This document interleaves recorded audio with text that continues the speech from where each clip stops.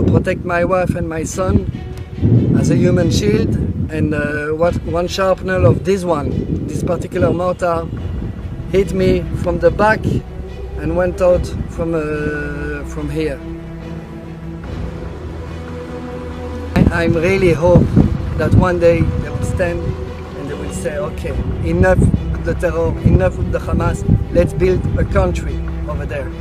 And only then we will be able to live in peace. Because that's what all we want.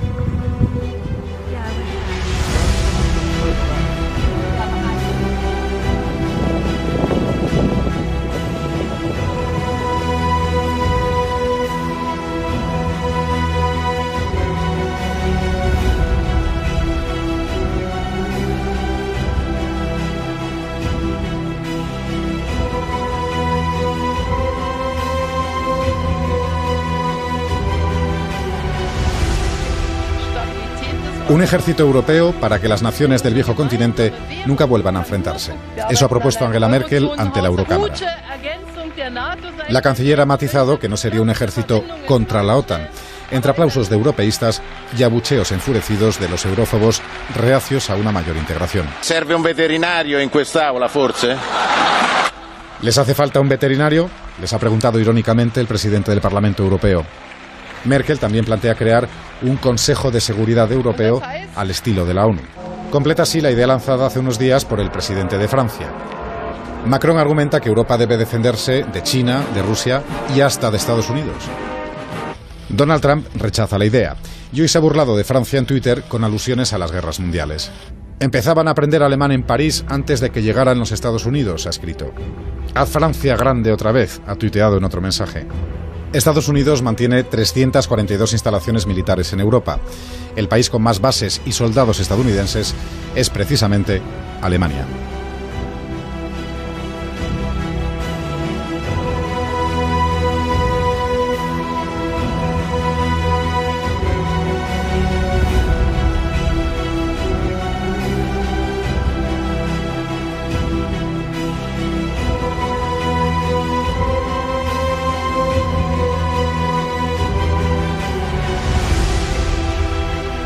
Southern Israel is under attack.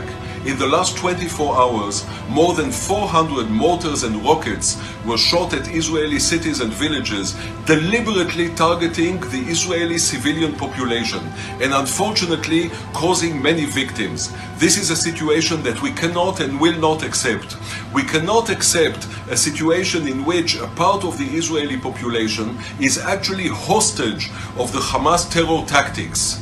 The IDF will strike in the strongest possible way in order to make sure that Hamas is no longer able to engage in such an aggression.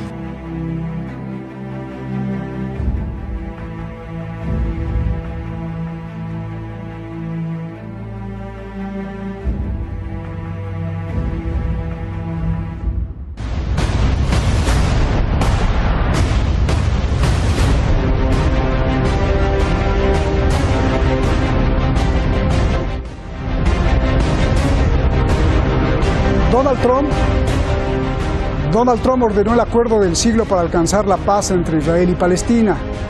Se ha filtrado que quizá en los próximos días se anuncie oficialmente. Pero, ¿qué hay detrás del famoso acuerdo del siglo? ¿Es en realidad la paz la que preocupa a Estados Unidos? ¿Por qué están tan interesados en que Jerusalén al-Quds sea su capital eterna e indivisible y jamás soltar lo que apuntan como el templo de Salomón? ¿Acaso las profecías gobiernan en Washington?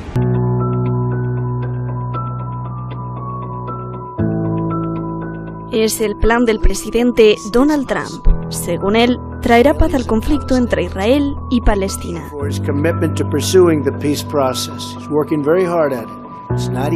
Lo redacta este señor. El yerno y asesor principal de Trump, Jared Kushner. También lo redactan dos astutos abogados de las empresas de Donald Trump, Jason Greenblatt y David Friedman, quien además es el embajador de Estados Unidos para Israel. How are you? Good to see you. The Caliph built the famous Dome of the Rock over the site of the Jewish temple, not as a mosque, but as a Muslim monument. with anti-Christian slogans on it. Y entonces así poder construir encima el tercer templo de Salomón, una obsesión que el primer ministro de Israel confiesa y confirma. In Jerusalem, King Solomon built our temple, which stood for many centuries. In Jerusalem, Jewish exiles from Babylon rebuilt the temple, which stood for many more centuries.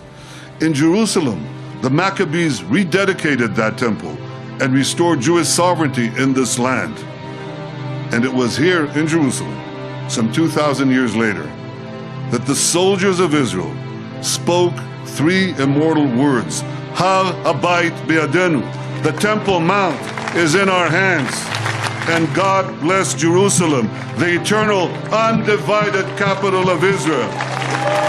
Baruch atah Adonai, Eloheinu melech haolam. A Trump le gusta llamarlo el acuerdo del siglo, pero los palestinos le llaman la bofetada del siglo. Dicen que es una trampa. فالمؤامرة التي بدأت بوعد بلفور لم تنتهي بعد، وإذا مر ذلك الوعد المشؤوم فلن تمر صفقة القرن. نقدر نقول لا لمين مكان إذا كان الأمر يتعلق بمصيرنا، بمستقبل قضيتنا، بأرضنا، بأهلنا، بشعبنا. لا وألف لا. والآن قلنا لا لترامب ولغير ترامب، لا لن نقبل. Estados Unidos revelará muy pronto el plan.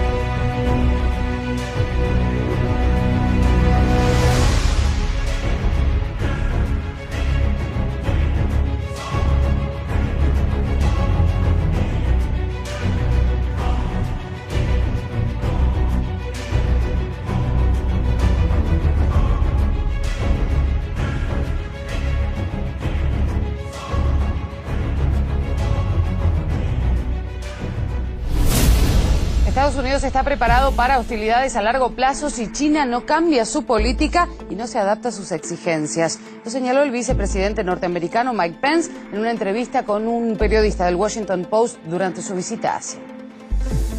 Washington quiere que Pekín acepte una amplia gama de demandas que van desde la protección de la propiedad intelectual hasta los reclamos territoriales en el mar de la China Meridional. La Casa Blanca espera que el gigante asiático anuncie cambios en su actitud en la próxima reunión entre sus líderes. El encuentro va a tener lugar en el marco de la cumbre del G20 en Argentina a fin de mes. Si no lo hace, Pence asegura textualmente que habrá una guerra fría. Añade que Estados Unidos tiene una posición firme y que no va a dar ni un paso atrás. Ambos países llevan a cabo un pulso comercial con aranceles recíprocos.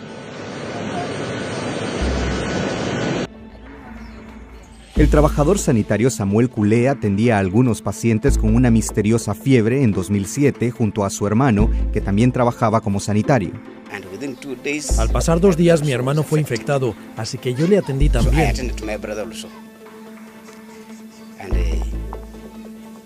2 días después fue enviado al hospital de Bundibugyo y fue allí donde murió.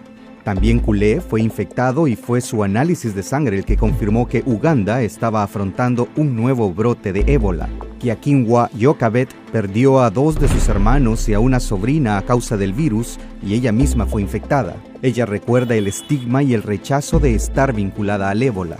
Incluso aquellos con los que compartíamos comida, aquellos con los que compartíamos nuestro tiempo, de repente nunca volvieron a querer estar junto a nosotros. Cuando fui admitida en el hospital, el casero desalojó a mis hijos por miedo a que infectaran a otros. Antes de 2007, el brote de ébola estaba controlado. 149 personas fueron infectadas y 37 murieron. 5 de ellas eran trabajadoras sanitarias. Con el ébola expandiéndose de nuevo por la frontera de la República Democrática del Congo, Uganda extrema la precaución con aquellos que cruzan la frontera. El ministro de Salud de Uganda envió una vacuna para los trabajadores en primera línea, como Francis Mugindo, que luchó contra el brote de 2007. La amenaza es que en cualquier momento cualquiera puede infectarse en el Congo, llegar hasta aquí y quizás el contacto con esta persona nos haga contraer la enfermedad. Así que si estoy inmunizado estoy a salvo. El ministro de Salud dijo que 20.000 personas cruzan la frontera cada semana, poniendo a Uganda ante el gran riesgo de un nuevo brote de ébola.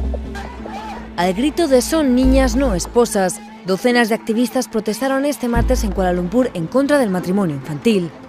Los manifestantes se congregaron a las afueras del Parlamento de Malasia, donde entregaron al gobierno un memorando y una petición con más de 156.000 firmas para acabar con esta práctica. El problema del matrimonio infantil ganó relevancia en Malasia el pasado mes de julio, después de que un hombre de 41 años, procedente de la provincia de Kelantan, tomara a una niña de 11 años como su tercera esposa. Este hecho provocó un gran revuelo entre miles de activistas y políticos de Malasia, así como del extranjero, que exigieron su prohibición. La campaña Niñas no esposas, respaldada por más de 1000 grupos en pro de los derechos de las niñas, indicó que el matrimonio infantil en Malasia está impulsado en gran medida por la tradición y la cultura, que es aceptado como una práctica tradicional en muchos sectores de la sociedad. En 2010, Naciones Unidas publicó un informe que indicaba que más de 82.000 mujeres casadas en Malasia eran niñas de entre 15 y 19 años. También ese mismo año, el Ministerio de la Mujer reveló que casi 15.000 niñas menores de 15 años estaban casadas. El pasado mes, el presidente de la Comisión de Derechos Humanos de Malasia indicó que el matrimonio infantil era una violación de los derechos humanos y no una solución a la pobreza, como muchas veces se justifica esta práctica en el país. Ini dulu.